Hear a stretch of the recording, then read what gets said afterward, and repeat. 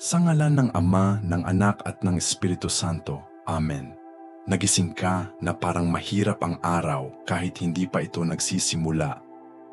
Para bang may bigat sa puso, isang alalahanin na patuloy na sumasakop sa iyong isipan. Maaaring ito ay isang problema sa trabaho, isang kawalang katiyakan tungkol sa hinaharap, o kahit isang pakiramdam ng pag-iisa.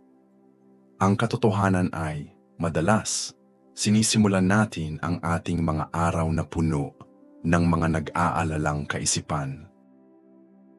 Kinuha natin ang cellphone, tiningnan ang mga mensahe, tiningnan ang mga balita, at nang hindi natin namamalayan, overloaded na tayo bago pa man makabangon mula sa kama.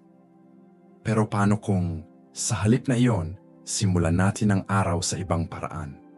Paano kung ang ating unang kilos sa paggising ay makipag-usap sa Diyos? Kapag inialay natin ang ating araw sa Panginoon sa umaga, may isang makapangyarihang nangyayari. Ang ating isipan ay humuhupa.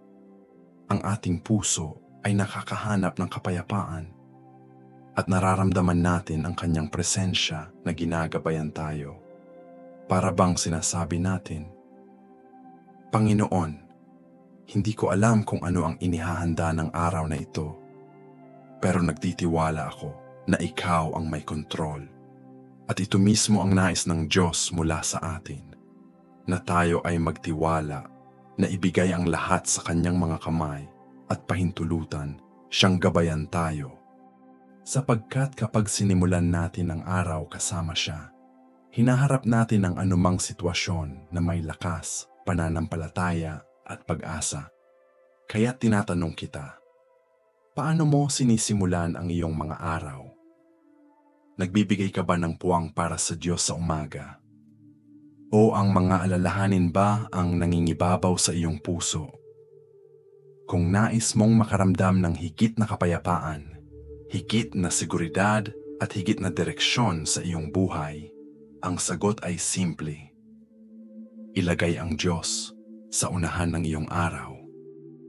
At ngayon, nais kong tulungan kang gawin ito sa pamamagitan ng isang espesyal na panalangin.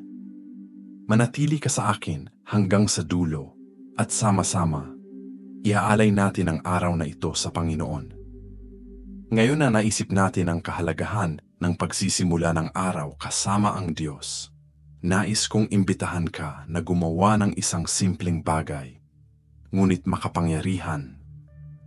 Ihanda ang iyong puso para sa panalangin. Maraming beses nais nating maramdaman ang presensya ng Diyos, ngunit tayo ay sobrang abala na hindi natin marinig ang kanyang tinig. Kaya't bago tayo manalangin ng sama-sama, gawin ang isang maliit na ehersisyo. Kasama ko, huminga ng malalim. Tama yan, huminga ng dahan-dahan.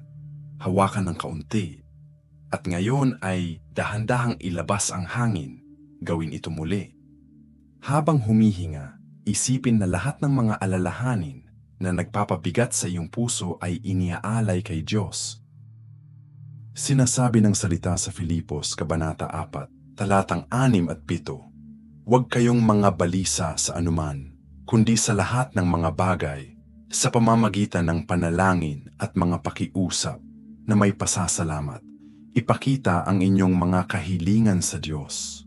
At ang kapayapaan ng Diyos, na higit sa lahat ng pangunawa, ay magbabantay sa inyong puso at isipan kay Kristo Jesus. Ibig sabihin nito na kapag nakikipag-usap tayo sa Diyos, siya ay nagbibigay sa atin ng kapayapaang lampas sa ating kayang unawain.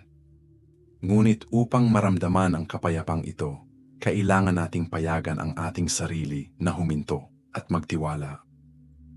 Kaya't tinatanong kita, ano ang nasa iyong puso sa sandaling ito? Ano ang nais mong ialay kay Diyos sa umagang ito?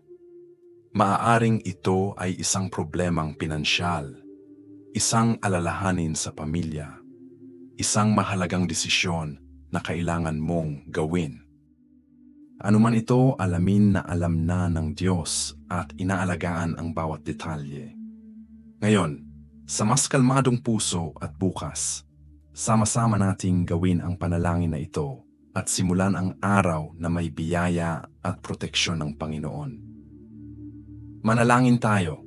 Ngayon na pinayapa natin ang ating puso at inialay ang ating mga alalahanin sa Panginoon, oras na upang sama-sama tayong gumawa ng isang makapangyarihang panalangin upang simulan ang araw na may biyaya at proteksyon. Charasi Zara, ing siyong mas maramay sa kuwas maaari mara at manalangin kasama ko ng may pananampalataya. Mahal na Ama at maawain, salamat sa isa pang araw ng buhay. Salamat dahil ang iyong biyaya ay sumusuporta sa akin at dahil ang iyong pag-ibig ay nag-renew sa akin sa bawat umaga. Ngayon, inialay ko sa iyo ang lahat ng aking pagkatao at lahat ng aking mayroon.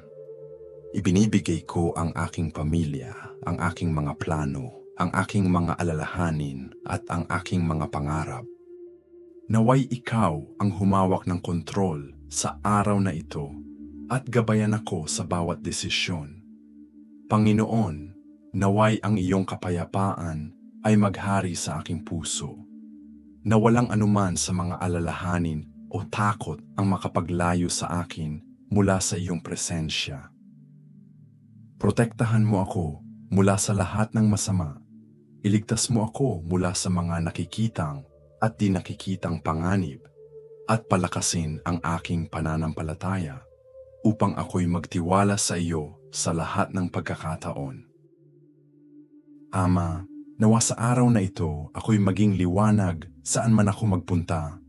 Naway ang aking mga salita, kilos at kaisipan ay gabayan ng iyong Espiritu Santo. Turuan mo akong magmahal ng higit, magpatawad, magkaroon ng pasensya at mamuhay ayon sa iyong kalooban. Mula ngayon, pinasasalamatan kita dahil alam kong ikaw ay kasama ko. Naniniwala akong ang iyong kabutihan at awa ay susunod sa akin saan man ako magpunta. Sa ngalan ni Jesus, Amen. Ngayon, huminga ng malalim muli at maramdaman ang kapayapang ito na pumapasok sa iyong puso. Narinig ng Diyos ang iyong panalangin at inaalagaan na ang iyong araw. At kung naniniwala ka na ang panalangin na ito ay nagdala ng kapayapaan at panibagong lakas sa iyong buhay, manatili kasama ko. Dahil mayroon pa akong espesyal na ibabahagi sa iyo. Ngayon, na nagawa na natin ang makapangyarihang panalangin na ito, nais kong dalhin mo ang isang katotohanan kasama mo. Hindi ka nag-iisa. Inaalagaan na ng Diyos ang lahat. Maraming beses, nagigising tayo na nag-aalala tungkol sa lahat ng dapat nating harapin sa araw. Maaring ito ay isang problema sa trabaho, isang pinansyal na hirap, isang mahirap na desisyon, o kahit isang panloob na laban na walang nakakaalam. Ngunit nakikita ng Diyos. Alam niya kung ano ang iyong nararamdaman sa sandaling ito. Tandaan mo ang nakasulat sa Isaias Kabanata 41, talatang 10. Huwag kang matakot sapagkat ako ay kasama mo. Huwag kang mangamba sapagkat ako ang iyong Diyos.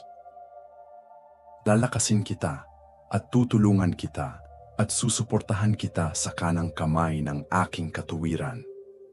Ibig sabihin nito na anuman ang mangyari sa araw na ito, hindi mo kailangang matakot. Nauna na ang Diyos sa iyo, inihahanda ang bawat detalye, nagbubukas ng mga pintuan at nagbibigay sa iyo ng lakas upang mapagtagumpayan ang bawat hamon. Kaya't paano kung gumawa ka ng isang pangako ngayon? Magpasya na magtiwala ng higit at mag-alala ng mas kaunti. Kapag may nangyaring mahirap, sa halip na magpanik, huminto at sabihin, Panginoon, iniaalay ko ito sa iyong mga kamay. Sa bawat umaga, binibigyan ka ng Diyos ng isang regalo, isang bagong araw, isang bagong pagkakataon, isang bagong oportunidad na mamuhay ayon sa kanyang layunin. Kaya't ipamuhay ang araw na ito na may pananampalataya, may kasiyahan at may katiyakan na ang Diyos ay nasa iyong tabi. At upang tapusin ang espesyal na mensaheng ito, nais kong ibahagi sa iyo ang isang huling pagninilay. Ngayon na naisip natin ang tungkol sa presensya at pag-aalaga ng Diyos sa ating buhay, nais kong imbitahan ka na gumawa ng isang huling hakbang. Ganap na ialay ang araw na ito sa Panginoon. Maraming beses, sinusubukan nating kontrolin ang lahat sa ating paligid. Nais natin ng agarang sagot, mabilis na solusyon at mga daan na walang hadlang. Ngunit inaanyayahan tayo ng Diyos na magpahinga sa Kanya. Nagtitiwala na ang Kanyang kalooban ay palaging perpekto. Tandaan mo ang nakasulat sa Kawikaan, Kabanata 3, talatang 5 at 6. Magtiwala ka sa Panginoon ng buong puso at huwag kang umasa sa iyong sariling pag-unawa. Kilalanin mo siya sa lahat ng iyong mga daan at itutuwid niya ang iyong mga landas.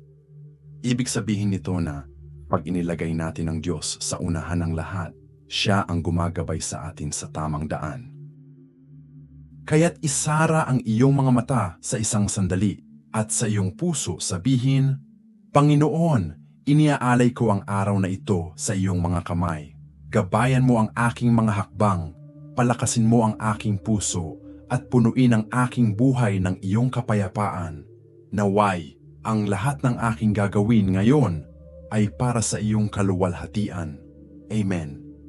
Naway samahan ka ng panalangin na ito at palakasin ka sa buong araw.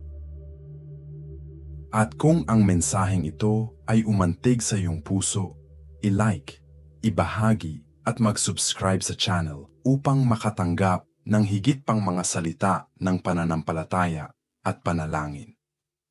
Naway pagpalain ka ng Diyos ng labis. Amen.